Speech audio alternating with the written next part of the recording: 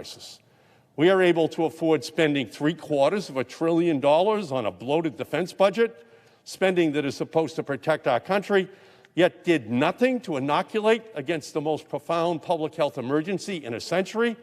But we can't give hungry and suffering Americans $2,000. That is a moral failure for our country. Give Americans this money. Most of my colleagues support this defense budget.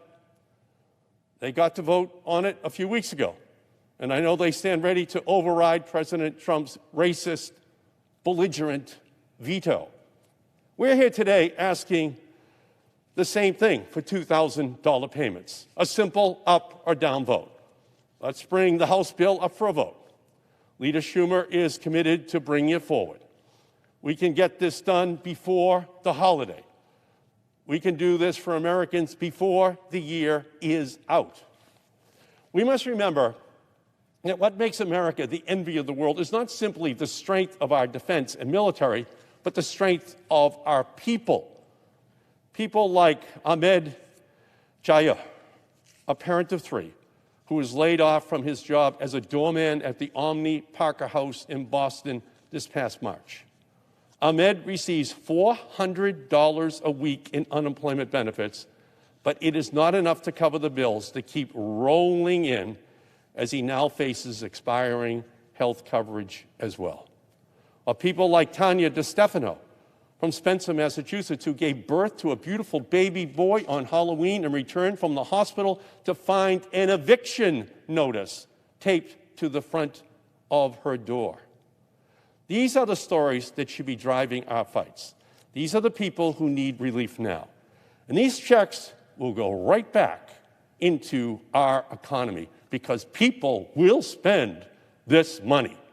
They need it for the necessities which are confronting their families right now. Last week, Donald Trump used these people as political pawns. He stalled signing the coronavirus relief package, claiming that he wants to give $2,000 checks to every American. By delaying, President Trump may have stiffed unemployed Americans out of $300 this week in unemployment benefits, benefits that they will not get back. So let's now hold Donald Trump to his word. Let's bring this to a vote. And let's pass $2,000 relief checks for every person in our country and put that bill on Donald Trump's desk.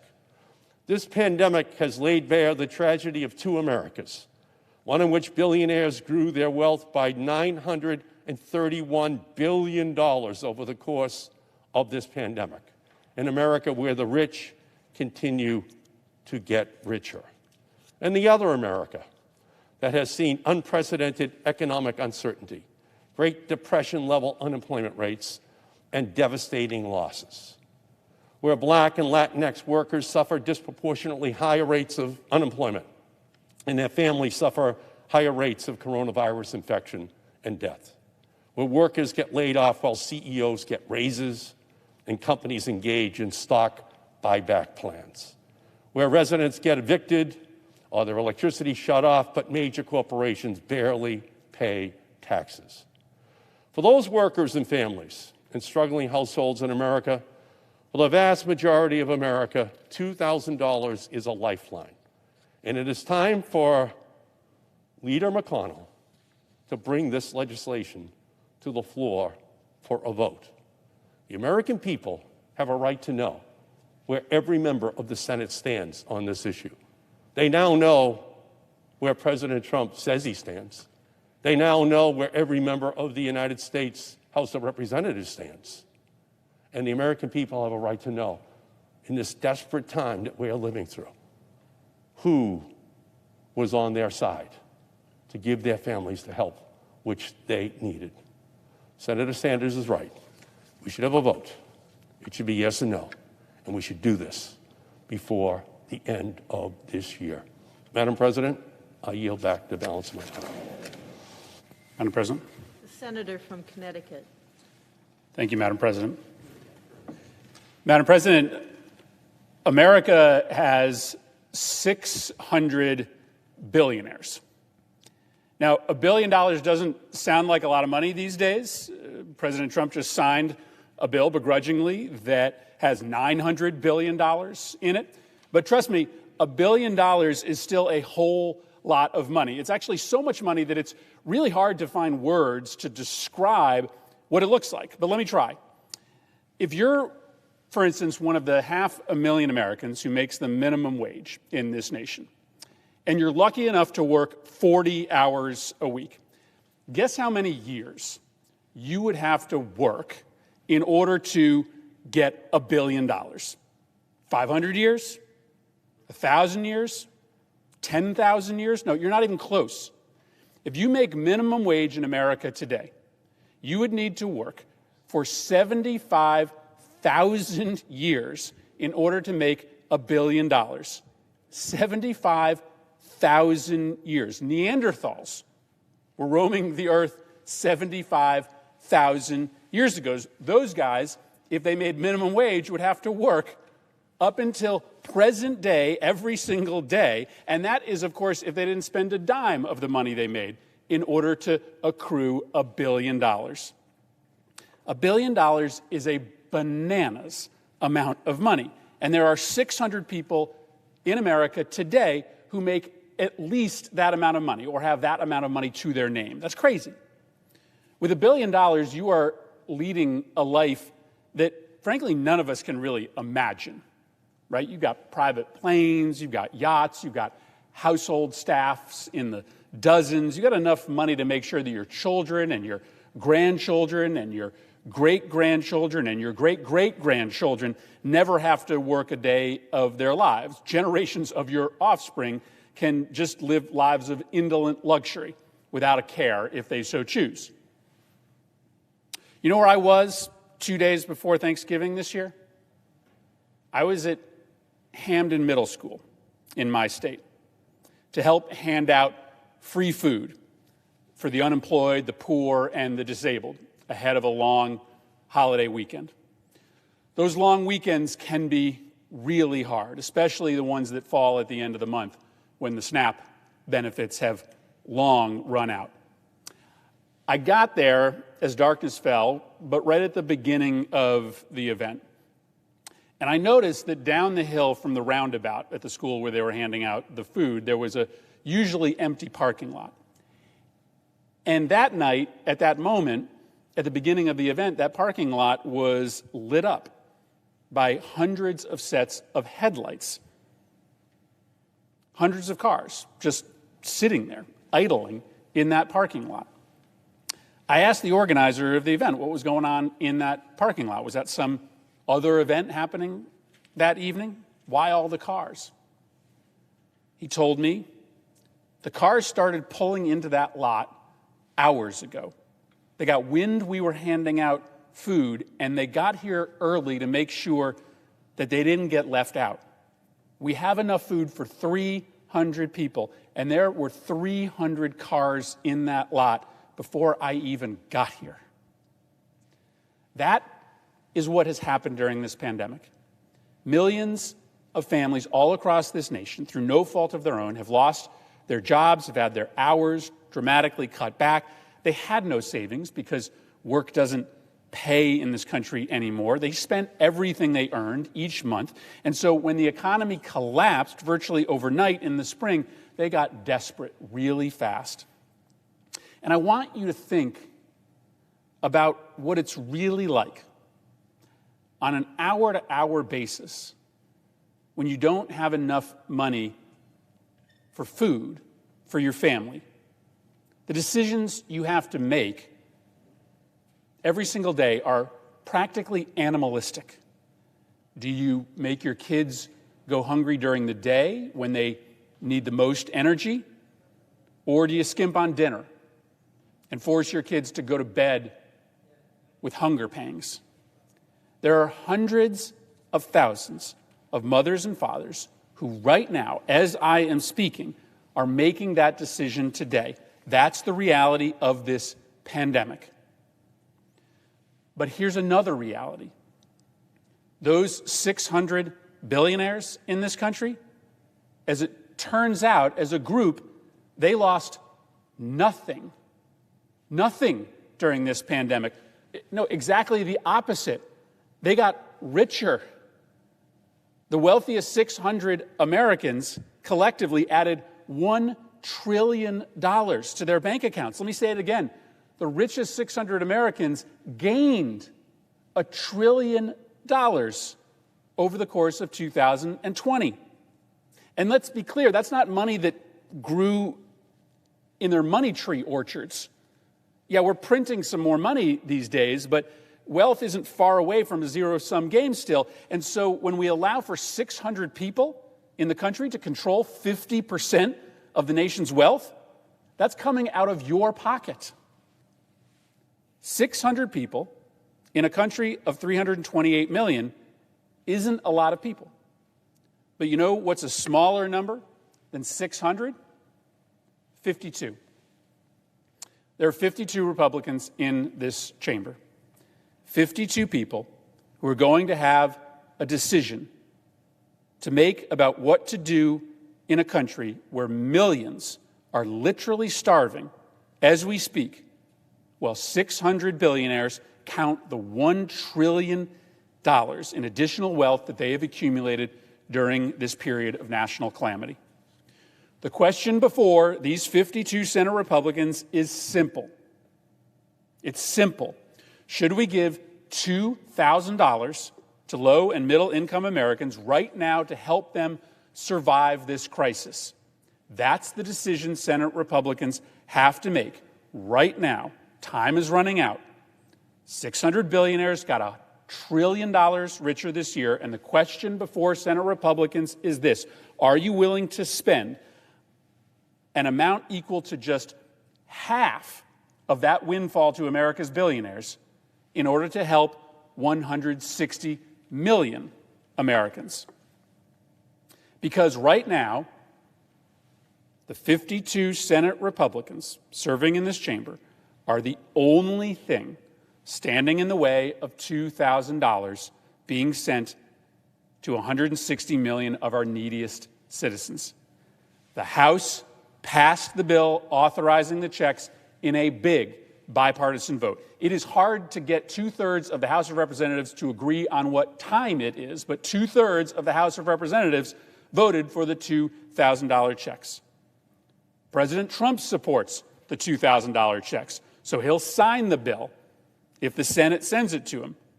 We can vote on the House bill today, like in a matter of hours, if Senate Republicans agree.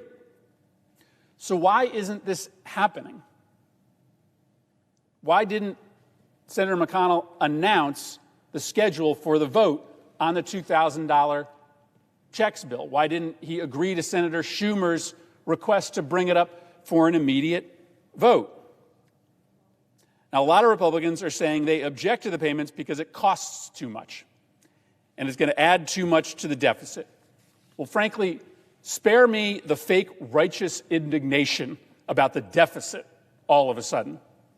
3 years ago, these same deficit hawk Republicans passed a tax cut bill that before the pandemic hit had already added over $200 billion to the annual deficit.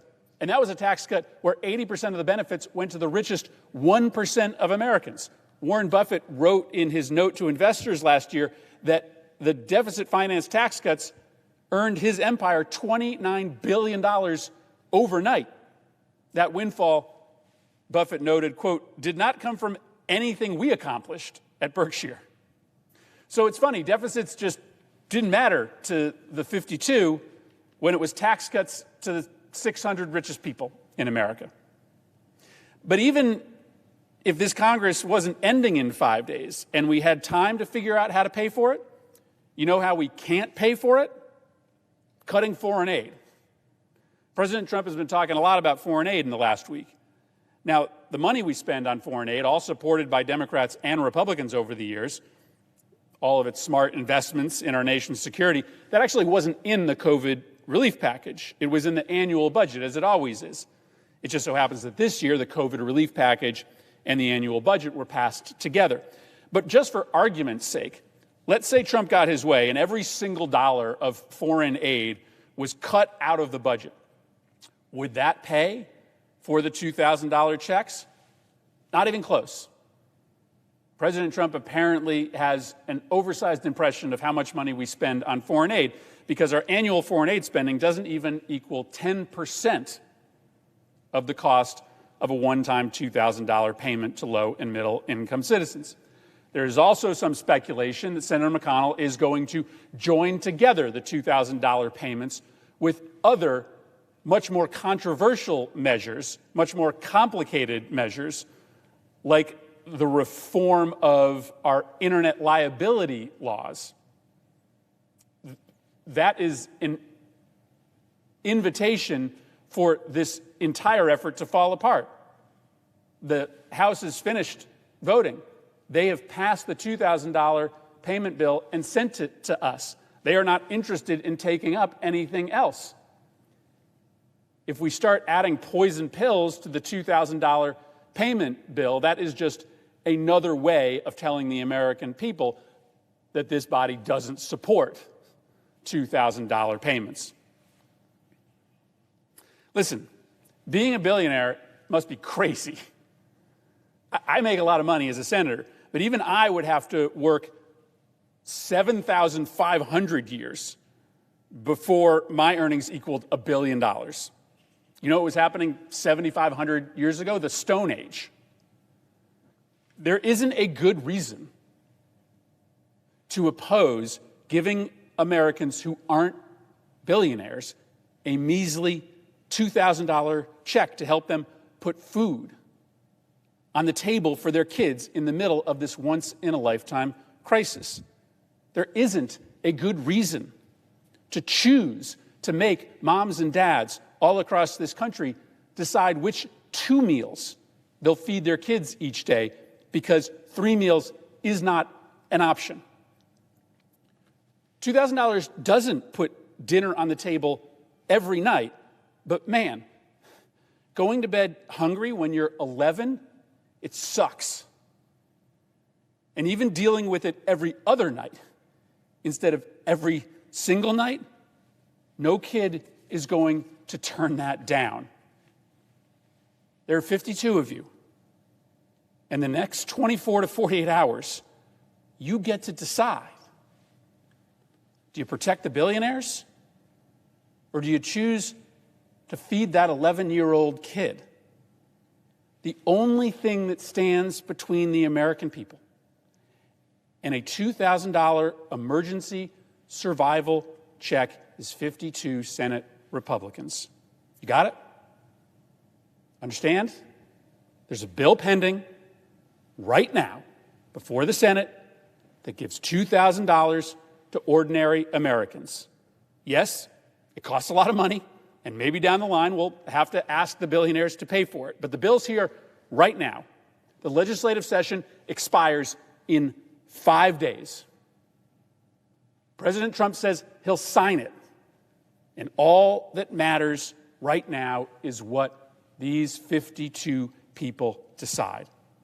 The House passed the bill with lots of Democratic and Republican support.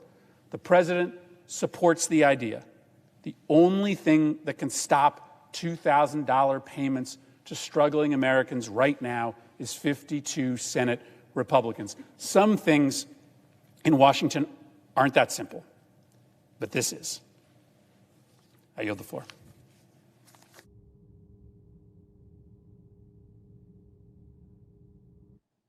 With the absence of quorum. Clerk will call the roll. Mr. Alexander.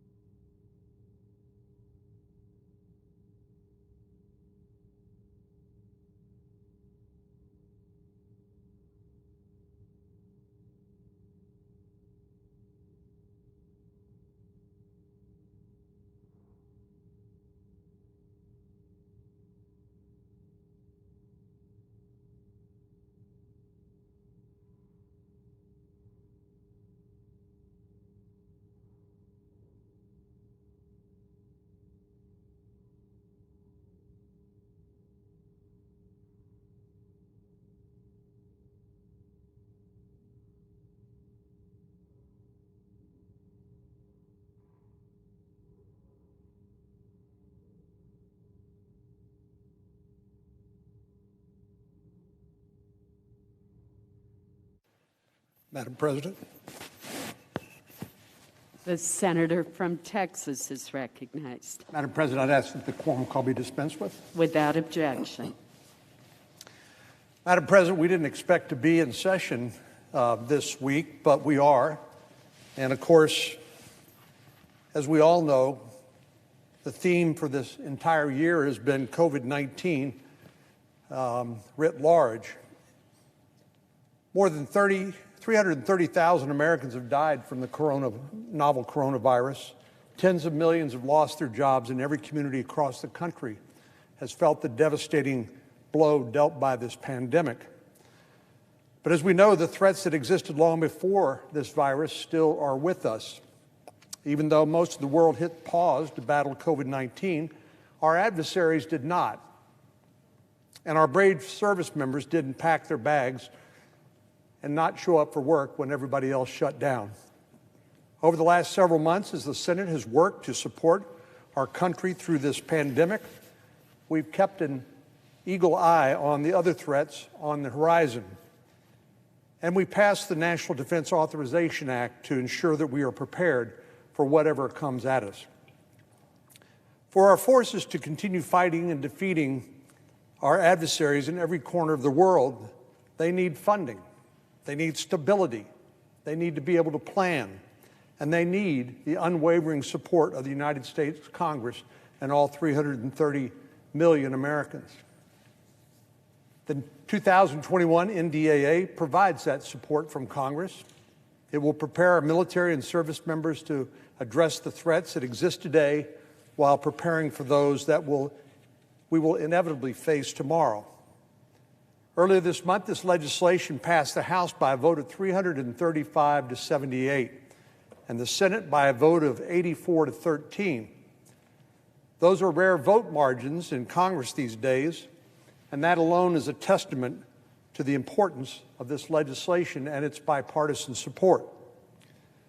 We know the President has the constitutional authority to veto any bill for virtually any reason, and he has exercised that power with this legislation. The reasons the President has given, I don't think are frivolous at all. They just shouldn't be tagged to this particular piece of legislation. His concerns about Section 230 and under the Communications Decency Act and the power of these social media platforms to censor speech is troubling indeed. This is something we really haven't confronted before. We know that under the First Amendment, the government can't censor speech, but with small town newspapers and media outlets and other alternatives fading away, more and more the American people rely on Facebook and Google and other internet platforms to get their information. And they have, I believe, become de facto public forum.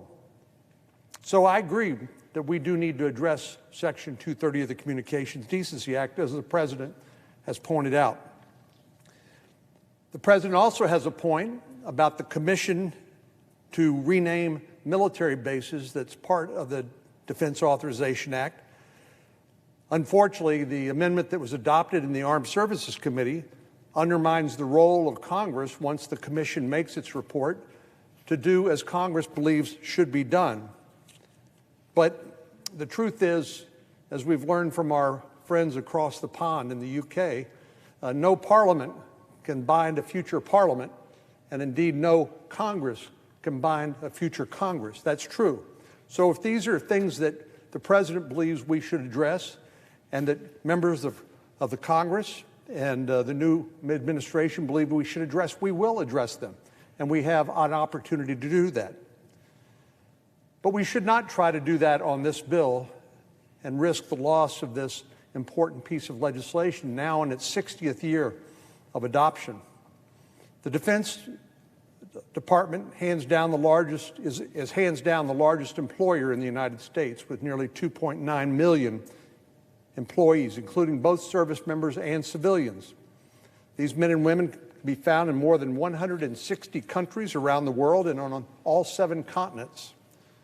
Supporting them is a Herculean task, and the NDAA is a significant way in which we do that.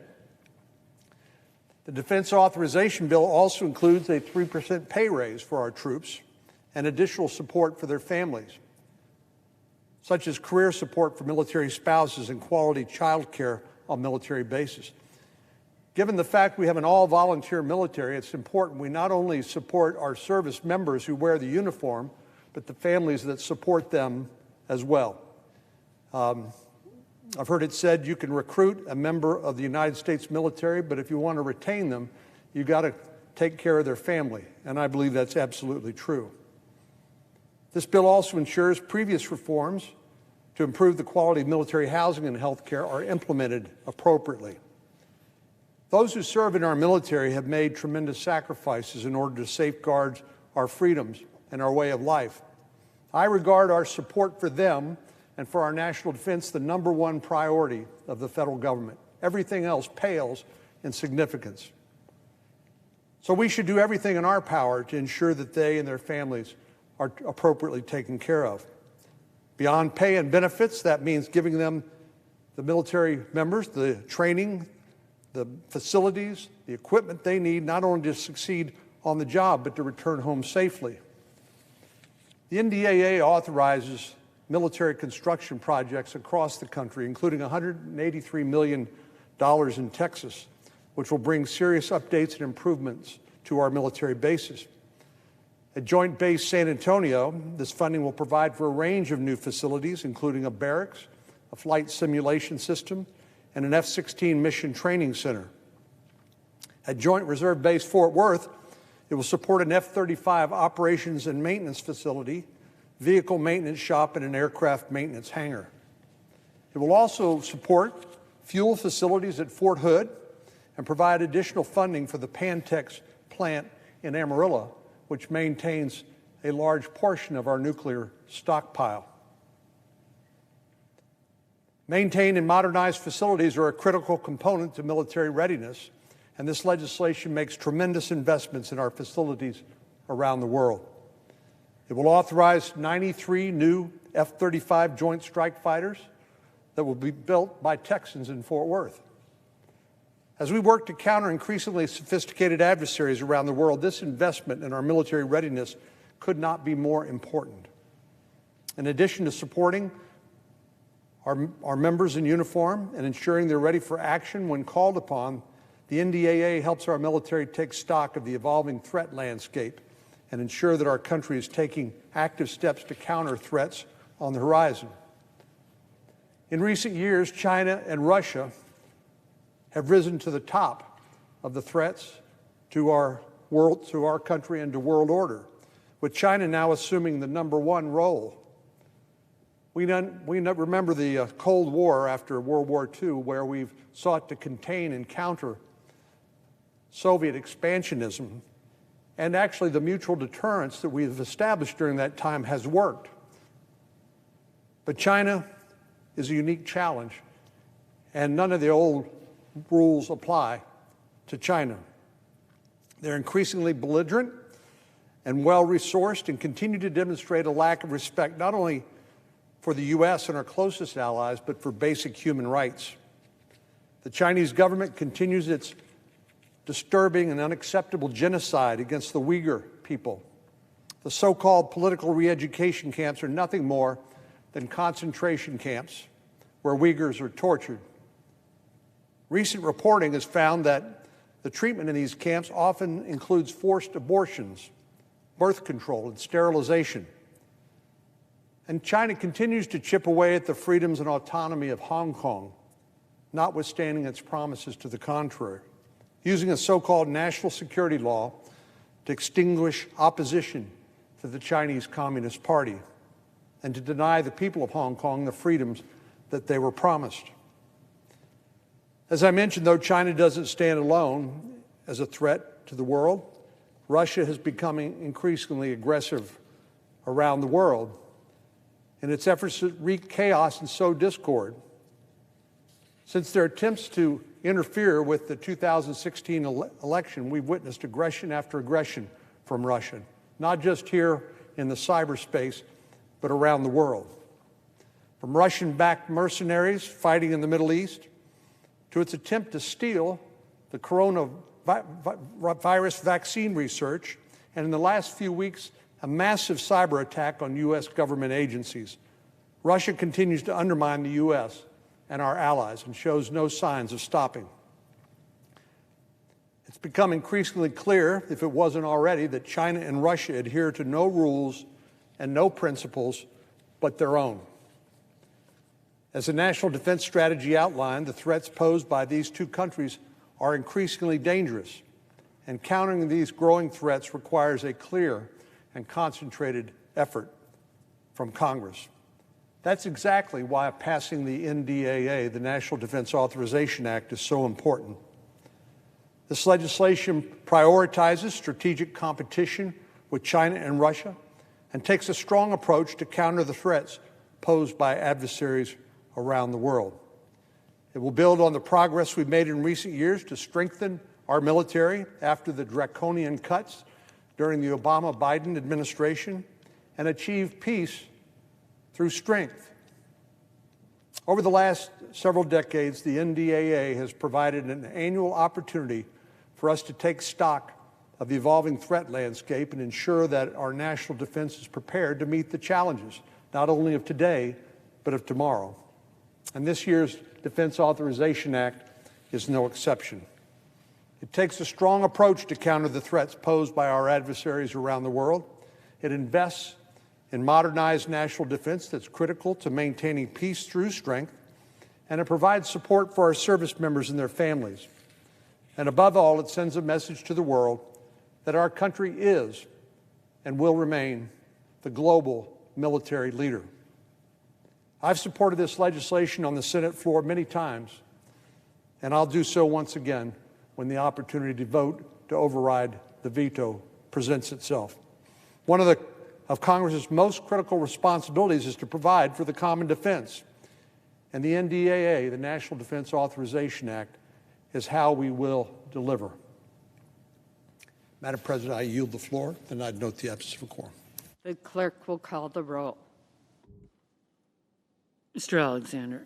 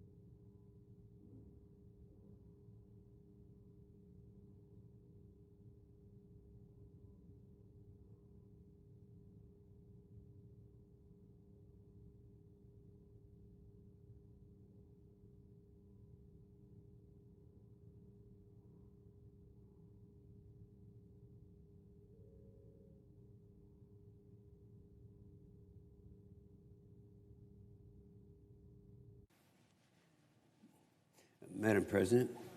The senator from Oklahoma and President, chairman ask of unanimous the consent Senate Armed that the Services quorum- Committee. Without objection. Thank you, Madam President. I I was disappointed last week when President Trump vetoed the NDAA. This bill has been out there. This will be the 60th year that we've had the NDAA. The NDAA is the National Defense Authorization Act. And I've said so many times, countless times, on the floor of the House and the floor of the Senate, that this is the most important bill that we have. Some people don't agree with that, but I do. That's what we're supposed to be doing here. We're supposed to be defending America. And there's a lot, we're in the most threatened situation we've ever been in. I sometimes look back and think of the good old days of the Cold War, when you had two superpowers out there, and we knew what they had, they knew what we had. Mutual assured destruction meant something at that time. You know, you kill us, we kill you, and everyone's happy. But that's living in the past. But anymore now, with the weaponry that's out there, you can get one outside group that doesn't have any resources at all, and they have the ability to wipe out another country. So it's a real threat that we're up against. I do chair the committee called the Senate Armed Services Committee, and of course, I've been very active in the National Defense Authorization Act every year since 1987. It's a long time. So I'm proud of the conference report that we had, the NDAA right here. Our vote in this Senate was 84-13. Wow, that's you can't find that kind of togetherness in a cause anywhere else. But it puts members of the family of the military first, and I share the President Trump's frustration about Section 230, and I know that it's a complicated thing. The majority of people in America don't know what that's all about. But Section 230 is something that has nothing to do with the military, nothing at all. The committee that I chair is the Armed Services Committee. That would be found in the jurisdiction of the Judiciary Committee. The Judiciary Committee is chaired by Senator Lindsey Graham. He does a great job chairing that. That's where any kind of reform in Section 230 should come from. And I agree that the president should have the authority to determine troop levels. That's what we have in this bill. We have the president making those decisions. And that's why we made sure that the final NDAA gave the president very broad authority in determining troop levels all around. And we've looked at them in Western Europe, in Eastern Europe. We've looked at them in Ethiopia, in Afghanistan, and other places around the world. And so we look at what we've done. And I was going to mention, I've been down here several times talking about the president and what he has done, the great job that he's done for the United States. And I'm going to wind up some comments on a card that I put together. I put this card together back in 2 years ago, talking about the top 10 Trump accomplishments. And I think it's important that people remember that now. You're going to get a lot of people down here forgetting about all the really good things that have happened. And so I'm going to talk about that in a minute. But I'm here today because we have to pass the NDAA. This would be the 60th year in a row that we have the NDAA, and it's necessary to have. It's the most important bill of the year. I've believed this for a long time. You've heard me say it before. I always stand with our troops. Here are a few of the military service members and their families will suffer if we don't enact it for the 60th year. If the NDAA is not passed, more than 200,000 military families will see smaller paychecks in January because the special pays and the bonuses for hazard pay are all a part of this bill. Additionally, it would hurt the areas where the military is having this most serious problem. In a way, it's kind of a mixed bag, because we have, prior to the pandemic coming along, and that was in about March of last year,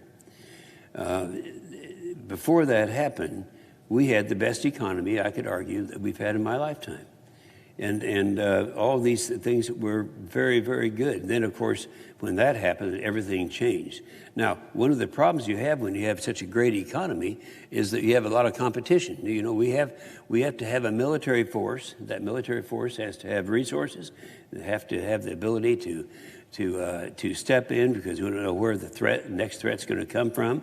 And this would, with people with special abilities, and I'm talking about pilots and cyber experts and engineers and doctors, that's where we have a problem. You know, we don't have enough of them. Pilots. I've been an active pilot now for longer than most members here have been alive, and I know that back during the previous administration, the Obama administration, we had a real serious problem because we were not able to attract the pilots at that time, and because that was when we had a president who, and he wasn't ashamed of it. His top priority was not defending America. That wasn't what he had other priorities. And so consequently, we went through a period of the last 5 years. The last 5 years of his administration were the year 2010 through 2015. And during that time frame, he reduced the funding for the military by 25%.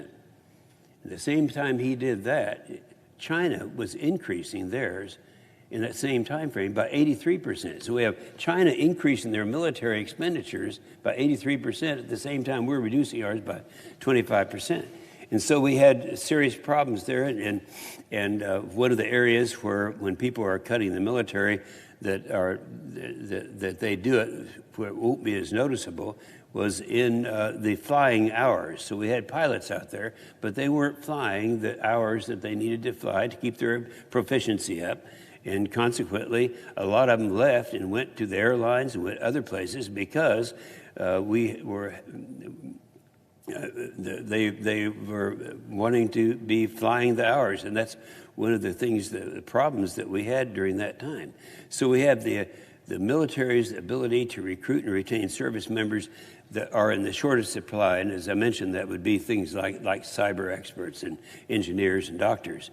So they have the skill sets that need to be done out there. And of course, this president came along and we started rebuilding the military. I always remember being at the White House during a time that we were talking about what we're going to do with the military.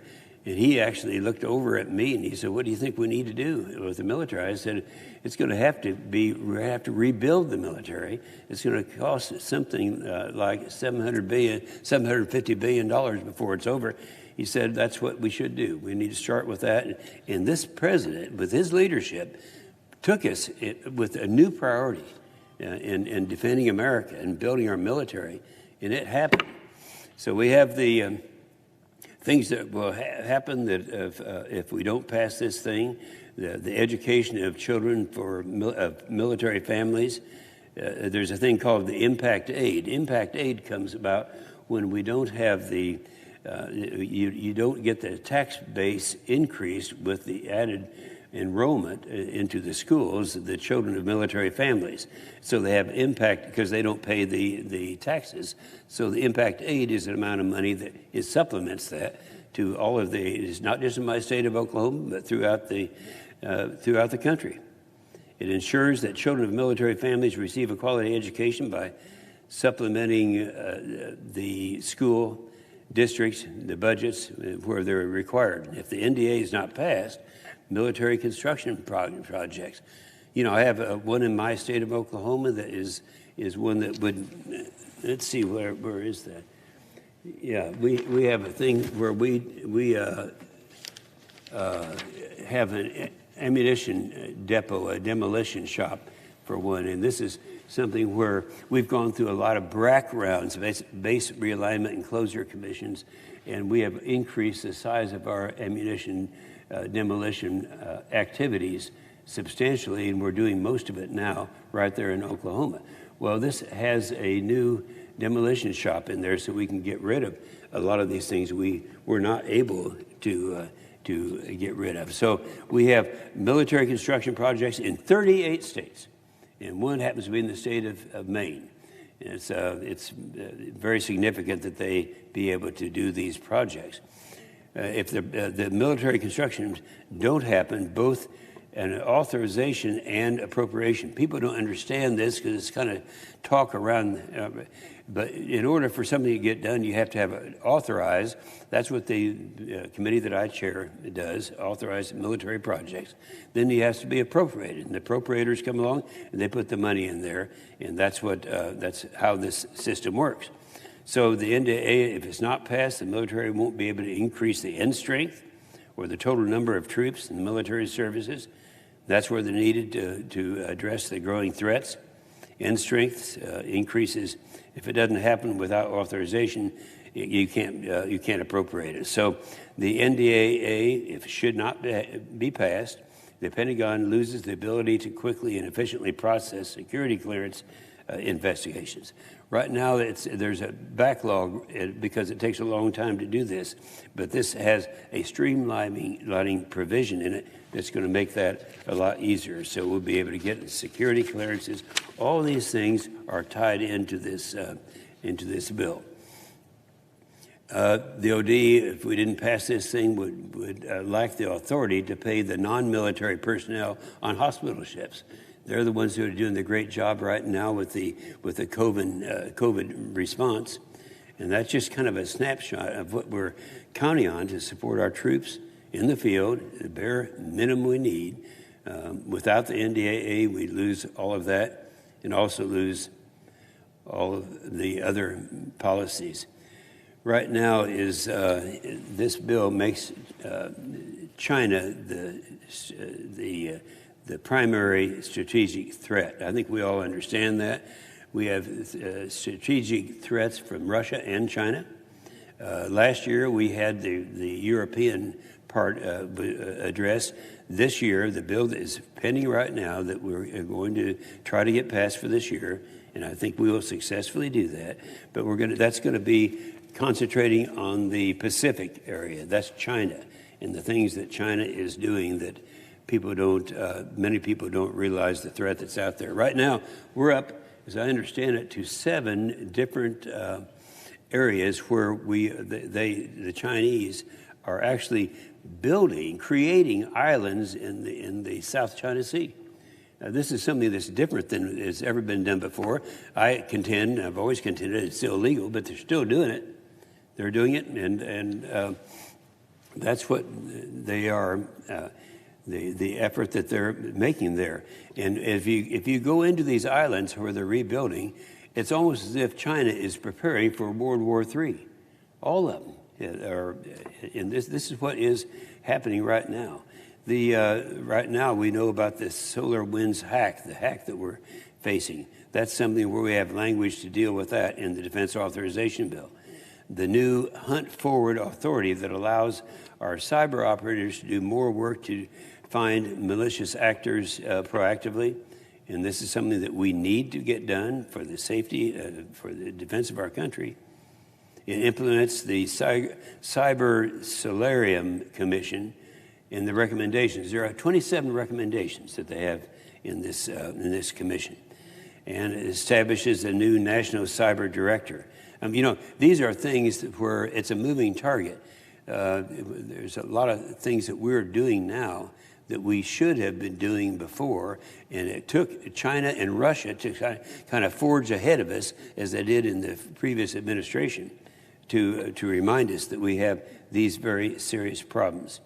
So our troops need the NDAA, and it's our responsibility to make sure that they have the equipment and the training and the resources to complete the mission and return home safely. I'll close with this one reminder. On December the 29th, 1777, 243 years ago today, General George Washington wrote to the Continental Congress imploring that they need to provide the resources his troops needed. He wrote, and this is a quote from that, he said, "I hope that the supplies they will be able to furnish in aid of those which Congress may immediately import themselves will be equal and competent to every demand.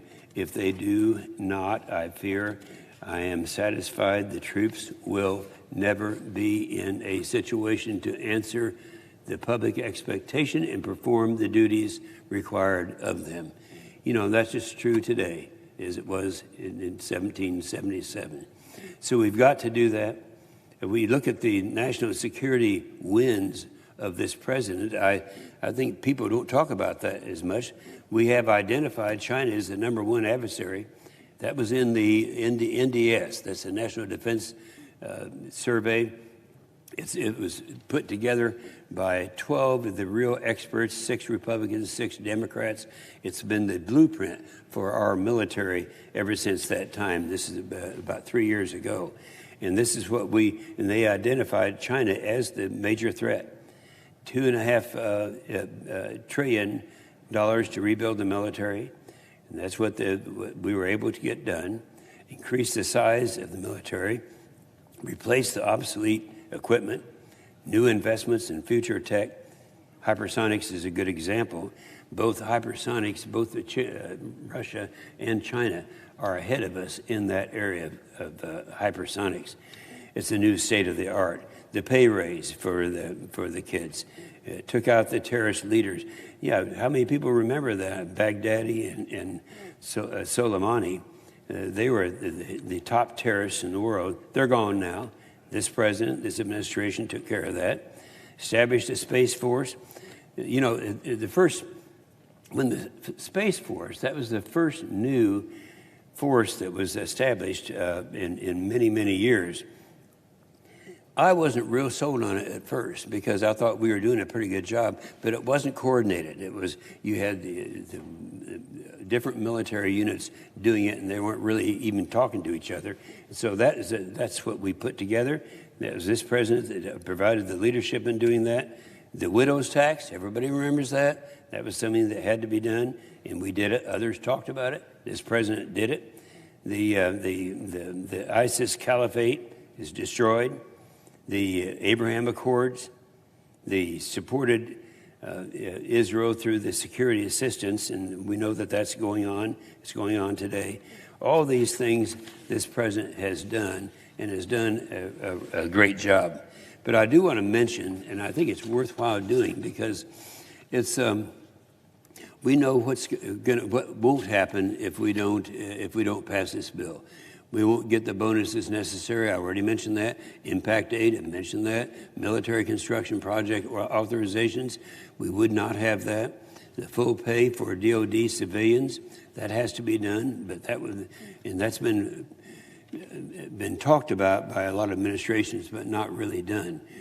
And then I've finalized this by talking about the China. I mean, this bill supports or helps China. Nothing in the bill helps China in any way at all. There's a group called the American Enterprise Institute. That's a group. It's kind of the conservative conscience of that evaluates programs that come along. They said, and this is a quote, they said, this bill has the most substantial and consequential China-related provisions since the 2000 NDAA. Now, they're talking about this bill, what it does for China, establishes the Pacific deterrence. Well, we talked about the European deterrence last year in the NDAA bill. This is the Pacific deterrence. That's China that we're talking about. It shifts the supply chains away from China in semiconductors, printed circuit boards, pharmaceuticals, and it stimulates the economies in those ways. It brings the malign national security activities into light, so we know what they're doing, who the good guys are and the bad guys are. This supports Taiwan. You know, we've been doing that for a long period of time. This bill accelerates that program, prevents China's intellectual property threat, and I have a whole list here that I'd ask unanimous consent be inserted after my comments this morning. Without objection. And so what I'd like to wind up with, if I brought it, I did. 2 years ago, I put this card together. This was when I realized that because the media hates President Trump, people were not aware of what all of the good things that he did in those first couple of years, and people were not aware of it. First of all, on the card, and I'm just going to go ahead and run over these, the biggest tax cuts, and you know, we learned a lesson back there during a Democrat administration. John Kennedy said the best way to get more revenue in for the Great Society programs that they're advocating at that time, the best way is to reduce marginal rates, and that will increase revenue. It did. Unfortunately, John Kennedy died before he could reap the benefits that came with that. But it worked.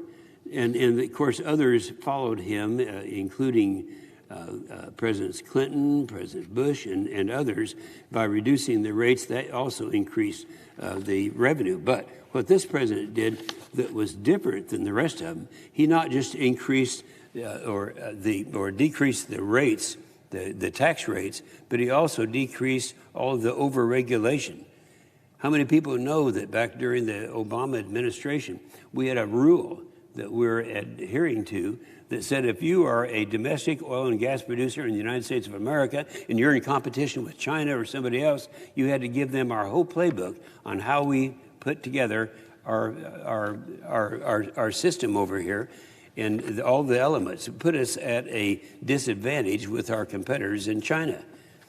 In energy, you know, just look at I was happy that I used to say that after Obama got out of office, the war on fossil fuels was over for a while. And look at the energy dominance now. We're the global leader in oil and gas production.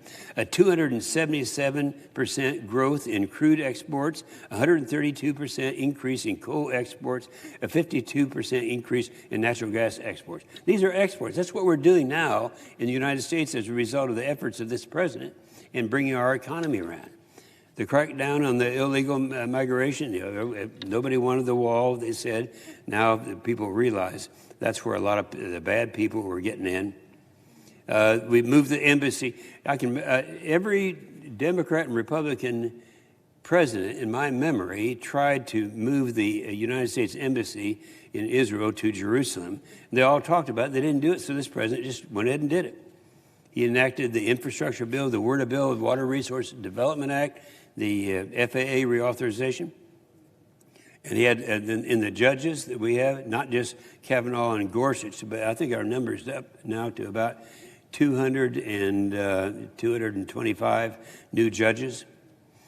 He repealed the over-regulation of the Dodd-Frank rules. Anyone in business will tell you that that was one of the major things, accomplishments of this president, President Trump.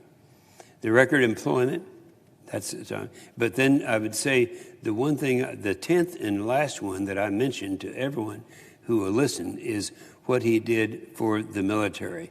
We went from the time of dropping down in the last 5 years of the Obama administration by 25%, while China was increasing 83%, now so that we have rebuilt that military. And that's why the NDAA is so significant right now, to make sure that that gets passed and that we are able to have that. And that's what this vote is all about. That's what the NDAA, National Defense Authorization Act, the most important bill of the year. That's why we are doing it, and that's why we that's why we're here today during this holiday season. With that, Mr. Chairman, I yield the floor and suggest the absence of a quorum. Clerk will call the roll. Mr. Alexander.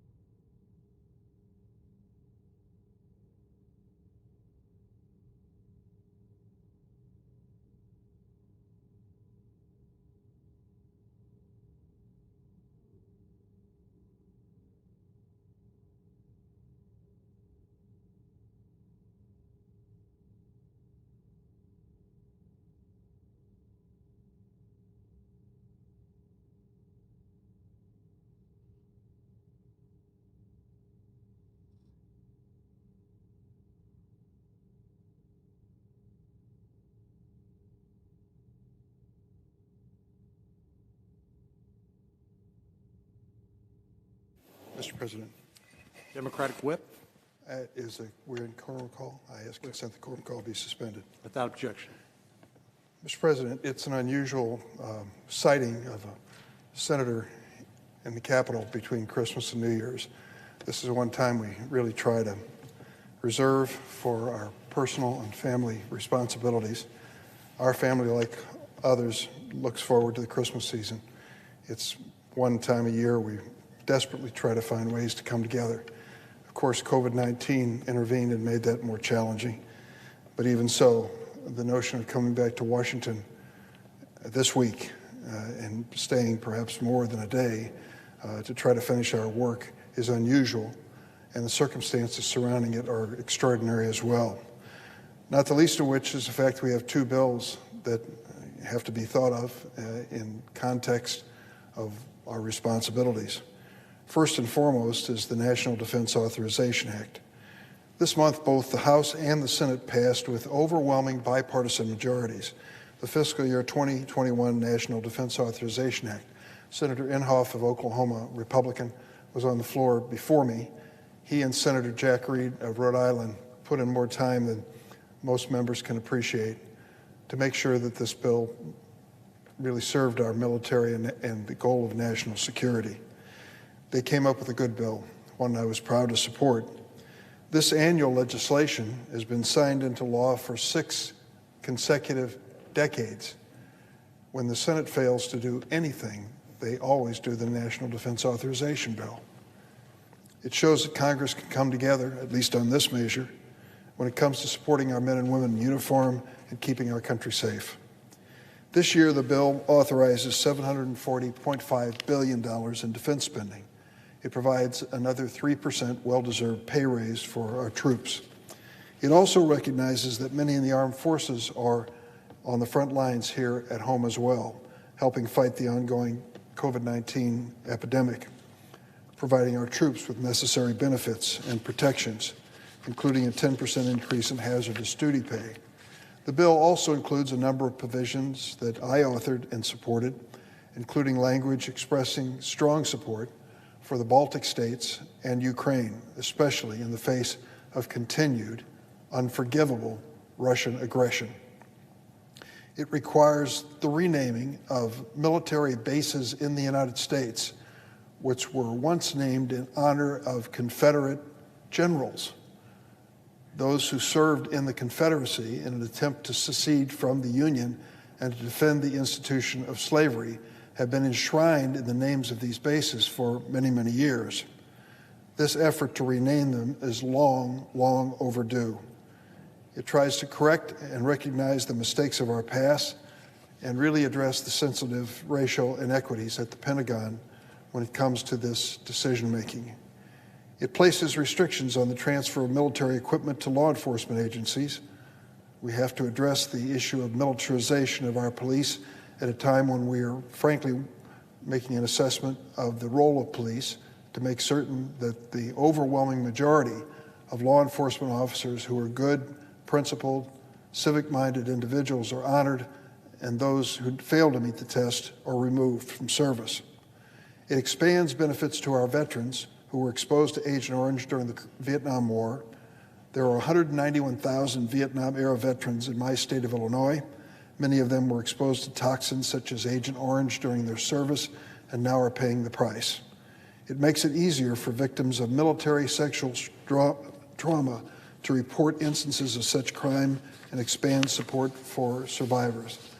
The most recent horrible incident at Fort Hood was a reminder of what we need to do to bring the military into the 21st century when it comes to respecting the rights of all people, men and women. It strengthens safeguards against foreign cyber attacks. We know how important that is after the recent revelation, confirmed by Secretary of State Pompeo, that Russia is at work again, attempting to compromise our federal agencies, their data, their information, and the security secrets that they keep for our protection. It authorizes funding for PFAS-related research. If you've never heard the phrase PFAS before, I can tell you you're bound to hear it in the future. This was used as a flame retardant and in some other capacities on many Air Force bases and military bases around the United States. We're finding it's still there, and it's still dangerous. We need to put money into remediation to help these military installations, including Scott Air Force Base in Belleville, Illinois, where PFAS was detected earlier this year. Still, despite all the good things in this bill, the bipartisanship that supported it, President Trump decided to veto the bill, one of his rare vetoes. He prefers we continue to honor the Confederate leaders who committed treasonous atrocities in order to preserve slavery. I don't think that is reflective of the United States of today or its values, but that's his position. And when he was called out for this racist inclination, he changed the reasoning for his veto. He claims the bill didn't do enough to fight China, or that we should include a measure to address liability issues for tech companies. Never mind that tech company liability matters have nothing to do with the National Defense Authorization Act. He just doesn't like that there's criticism coming down for some of the misstatements and lies and disinformation he's been spreading on social media. The president also fails to recognize that this defense authorization bill, in fact, does get tough on China, creates a new Pacific deterrence initiative that puts America back in the seat of leadership in that region where we need to be. The Trump administration could have started this initiative on its own. They did not. So Congress stepped up and created this security partnership because the White House was asleep at the wheel. At the end of the day, I suppose we can't expect anything more from a president who has denigrated our troops by calling them suckers and losers. I voted to support the fiscal year 21 NDAA. I'll support it again to override this president's unforgivable and reckless veto. I'm glad the House did so on Monday. I hope we in the Senate do the same. Coming back to Washington was not something I looked forward to this week. I wanted to stay home. But I knew when it came to funding our troops, I had to be here. Many of my colleagues feel the same. I hope tomorrow we can take that up quickly. Then there was the drama around the COVID-19 relief bill. It was hard to describe what we went through in the last week to 10 days with messages from the White House. I wish that the president and those around him advising him would have called to mind the 335,000 Americans who've lost their lives due to this deadly pandemic, and many more who've lost a family member, a friend, or a loved one. In Illinois, we've lost 16,000 lives to COVID-19. Tragic, historic. I extend my deepest condolences to the friends and families of those who've died or are fighting this virus. Many are my friends. More than 121,000 Americans spent last night in a hospital, a grim new record of hospitalization, as our heroic nurses and doctors face unrelenting stress from this crisis. I just think as I reflect on the interviews with these men and women who are on the front line of healthcare, how stoic they usually are, how controlled they usually are, and how they're losing it now. The overwhelming numbers that they're facing, the terrible prospect of someone dying with a member of their family unable to even enter the room on the last minutes of their life. It's got to be heartbreaking on a scale that none of us can imagine. But think about doing that every single day. They've done it. And I tell you, we will never be able to repay them with our gratitude. They are true American heroes. Many of us returned to Washington this week, as I said, celebrating the holidays in a fashion like never before. Social distancing, Zooms, FaceTime, calls with family and loved ones. It's no substitute for the kids being there to open the gifts on Christmas morning, but it's the reality of what we face today. There is some hope on the horizon, and though I've been critical many times of the Trump administration, I do want to give the president credit for the Warp Speed program. It is amazing as I read the stories of what they were able to achieve in discovering not more than one, I hope, and more than two vaccines that can treat Americans and people around the world, keep them safe as they face this coronavirus. We broke all the records in the discovery of these vaccines, and as I read about it, I am continued to be grateful and want to make sure America recognizes the doctors, the scientists, the researchers, Barney Graham, I didn't know his name until yesterday, and it came out in a story published in the New Yorker. He works at the National Institute of Health. He's given a great deal of credit for the breakthrough in the first 2 vaccines that have been approved, and others just like him. I want to salute Dr. Francis Collins at the National Institutes of Health, Dr. Anthony Fauci, both of whom have become my friends over the years, and what a job they've done for America. So many more deserve recognition, and I hope there'll be an opportunity to give it to them. But the fact is, these doses of vaccines are starting to move across the country. In last week, Illinois, I'm proud to say, led the nation. I congratulated our governor, J.B. Pritzker, yesterday. More than 100,000 healthcare workers received their first shots last week. I asked him why we led, and he said, I don't know. We just put together our own program of distribution, and it worked. Thank goodness it did. Lives will be saved because of it. But there's so much more to do. Progress in administering the vaccine has been slow, as we still struggle to reach the hardest hit areas, and the rosy projections from the administration have not come to fruition yet. But the fact is, we have 2 viable vaccines. That is miraculous. I look forward to the new administration, the Biden administration's new management of this effort. And I'm glad Congress came together to pass a relief bill, which included $30 billion for vaccine development and distribution. When the president said he wasn't going to sign this bill, I thought, how can he say that? He should be taking credit, rightfully, for the Warp Speed program and his role in seeing that program move forward, instead of complicating the distribution of the vaccine by threatening to veto the bill. Fortunately for us, in the end, he signed the bill. On Sunday evening, the president signed the bipartisan annual spending bill and the COVID-19 relief bill. There were complaints about the size of the bill. Well, the entire federal budget was included in that bill, as well as the COVID-19 relief undertaking, as well as many other bills, such as the Water Resources Development Act. All of these are major pieces of legislation. They were combined in one bill that went way beyond 5,000 pages. Unfortunately, the president delayed in signing the bill and created needless uncertainty in America, particularly among the unemployed and others who are suffering from this public health and economic crisis. This agreement provides much needed support for many of them, and they'll have some delay in receiving their checks because of the president's period of indecision. Enhanced unemployment benefits at $300 a week and an extension of the unemployment program created under the CARES Act through March 14th will bring real relief to many millions of families. $325 billion, possibly the largest single item in the COVID relief bill, went to provide our nation's ailing small businesses another chance at survival. The Paycheck Protection Program worked in the initial CARES Act. It was renewed in this undertaking. An extension of the federal eviction moratorium through January 2021, coupled with $25 billion in emergency rental assistance, will literally mean that people are not evicted right after Christmas. Approximately $850 million is going to Illinois to help keep families in their homes during this pandemic. The 15% increase in nutrition assistance is certainly needed.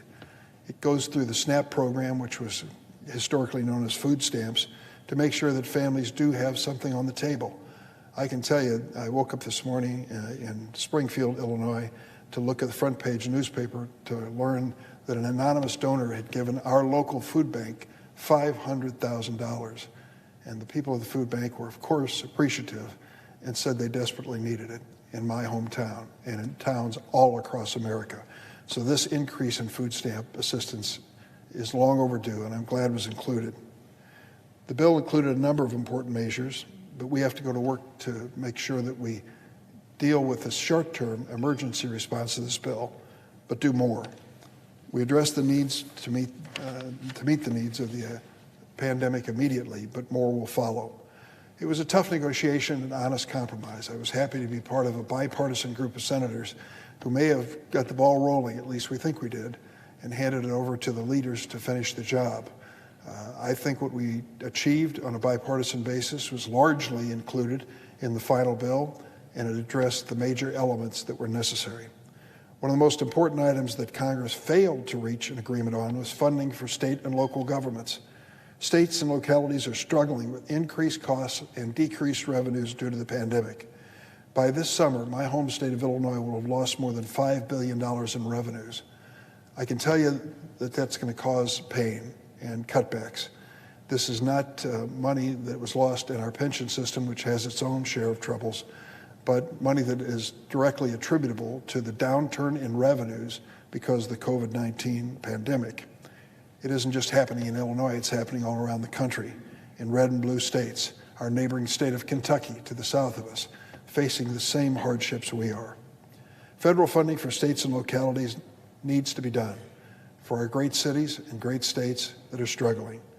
And I certainly hope that the next president, when he's sworn in January 20th, will take this up as one of his highest priorities. Our nation's economic recovery is slowed down by budget cuts that will be necessary in states and localities because of this cutback in revenues. Now, the most widely discussed measure of the COVID-19 relief bill was the second round of economic impact payments. Just yesterday, the House of Representatives passed the CASH Act, a measure that would increase the direct payments to individuals, adults and children, from $600 to $2,000 for those who are earning less than $75,000 a year. The measure passed in the House by a vote of 275 to 174. Over the past several months, we've heard time and again from economists that we run the risk of doing too little that far outweighs the risk of doing too much when it comes to this economic recovery. The head of the Federal Reserve, Chairman Powell, has really instructed us to keep the foot on the accelerator so that our economy doesn't slump into a recession. At a time when so many American families are laid off, unemployed, and simply struggling to get by, there is nothing more invigorating to the economy than to have a cash infusion. Those with limited resources, battling to pay bills, turn around and spend that money quickly. They don't solder it away for some future rainy day. They need it now, and that's why we should seriously consider this. By passing this enhanced measure, we could restore the American public confidence in Washington in the fact that we are listening and working together on a bipartisan basis to respond. This measure that passed the House of Representatives has the support of the President, Speaker Pelosi, House Democrats, as well as many House Republicans. Leader Schumer and my Senate Democratic colleagues support it, so I hope Senator McConnell, the Republican leader, and his colleagues in the Republican caucus will join us and allow us to pass this bill quickly this week. Let's step up to the plate and get this done. The American people have waited too long for this relief. I, for one, am proud of my colleagues on both sides of the aisle for coming together and passing a meaningful relief bill. But the time for patting one another on the back is over. Let's finish the job. Let's make sure that we have this authorization bill for the Department of Defense and that we come to the rescue of our families across America who need defense against the vagaries of this pandemic and this economy. We can finally see a slight glimmer of a light at the end of this tunnel. If we want to address the needs of Americans in crisis, it starts with passing this legislation. Mr. President, I yield the floor. Suggest the absence of quorum. Clerk will call the roll. Mr. Alexander.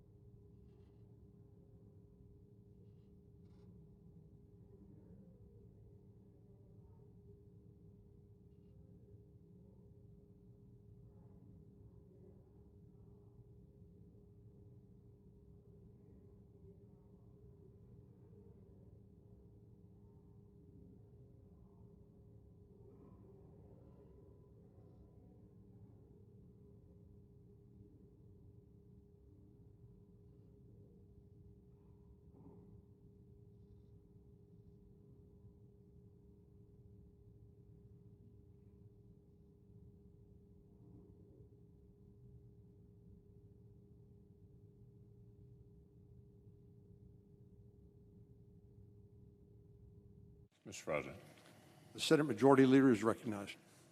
I ask consent that further proceedings on the quorum call be dispensed with. Without objection. So, Mr. President, for the information of all senators, we'll have a live quorum call at 5 p.m. tomorrow, followed immediately by a roll call vote on proceeding to the veto message on the NDAA. So senators should be on the floor at that time. Again, that's 5 p.m. tomorrow. I understand there are two bills at the desk, and I ask for their first reading in block. The clerk will read the title of the bills for the first time. S5085, a bill to amend the Internal Revenue Code of 1986 to increase the additional 2020 recovery rebates and so forth and for other purposes. H.R. 9051, an act to amend the Internal Revenue Code of 1986 to increase recovery rebate amounts and so forth and for other purposes. I now ask for a second reading, and I object to my own request, all in block. Objection having been heard, the bills will receive their second reading on the next legislative day. I ask unanimous consent when the Senate completes its business today, it adjourn until 3 p.m. Wednesday, December 30th. Further, that following the prayer and pledge, the morning hour be deemed expired, the journal of proceedings be approved to date, the time for the two leaders be reserved for their use later in the day. Finally, following leader remarks, Senate be in a period of morning business with senators permitted to speak therein for up to 10 minutes each. Without objection. So if there's no further business to come before the Senate, I ask to stand adjourned under the previous order. Senate stands adjourned until 3 p.m. tomorrow.